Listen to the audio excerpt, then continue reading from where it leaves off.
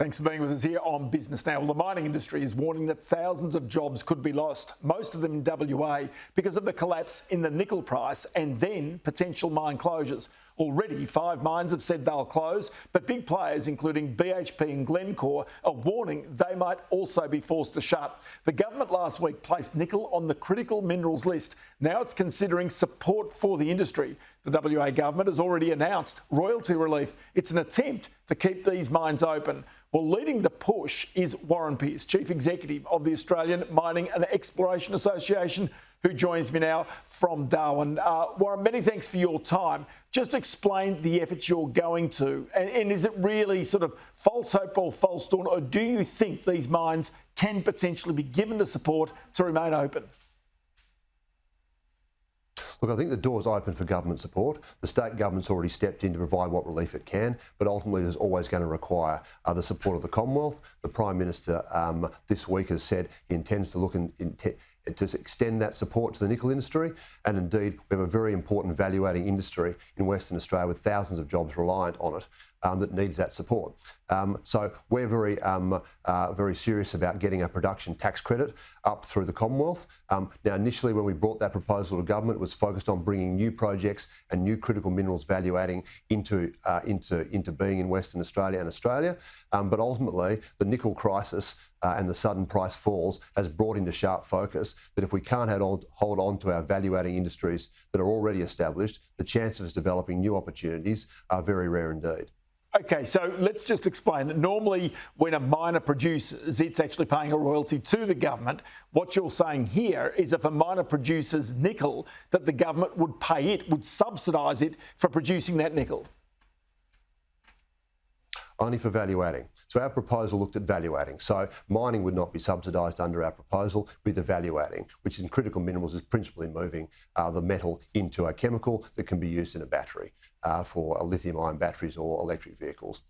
However, in this instance, we'd be prepared to see the government look more broadly at that to see if there are other costs that they might be able to subsidise in this process. But what we propose is a 10% production tax credit that would be a refundable credit. Okay, so that goes to the heart of the Kambolda processor, doesn't it? The nickel processor, where most of the mines actually have their nickel processed, because without that processor, if that dies, then the nickel mines die as well, pretty much. Well, not necessarily, but I think the reality is they're connected. I mean, what we've seen so far the last few months is the reality is when one mine closes, they can't provide the product to the next level of processing. So in this instance, Wyloo Metals closed its 2 mines and consequently couldn't provide product through to the BHP concentrator. Consequently, the BHP concentrator had to close. The same's the story for the smelter. If there's no nickel to be provided through into those processes, then there's no need for the smelter. The reverse is true too. If we lose the smelter, then the chances of us continuing to operate or to continue with value adding becomes very remote indeed. And indeed, I think that is one of the big concerns for both the West Australian and the Commonwealth government is to make sure that smelter stays open. We're very concerned if it's closed, we may not be able to reopen it and to continue the opportunities that are likely to exist down the road. Now, this runs in parallel with big falls in lithium prices as well. This is the reason why the government is so interested, because though most people know that nickel is associated with stainless steel, it's also very much associated with electric vehicle manufacturing as well. That's the key here, isn't it?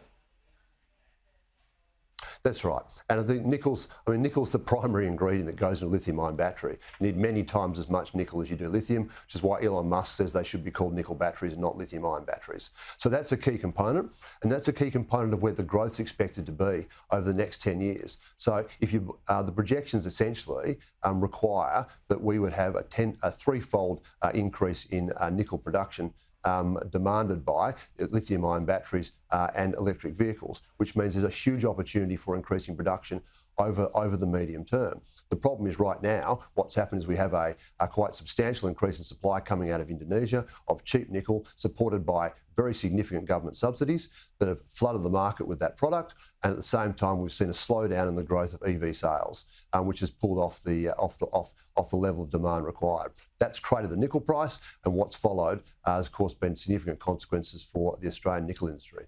Okay, just very quickly, that Indonesian nickel that you're saying is flooding the industry. I heard Twiggy Forrest say that effectively a premium should be paid for Australian nickel because it's produced in a more clean and green way as compared with the Indonesian nickel.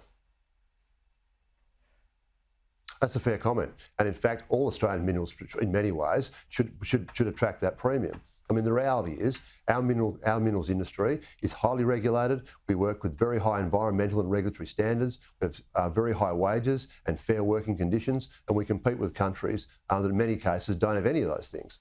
And indeed, as a consequence, are able to produce their products for significantly less value. If we're serious about actually making ethical mining and sourcing our minerals and indeed for our products in an ethical and environmentally sustainable way, then surely we actually have to direct people towards and customers towards the products that actually meet those standards. And we know we can ensure those standards here in Australia. Warren, I've got to leave it there. Many thanks for your time today. Warren Pearce from the Australian Mining and Exploration Association. Many thanks.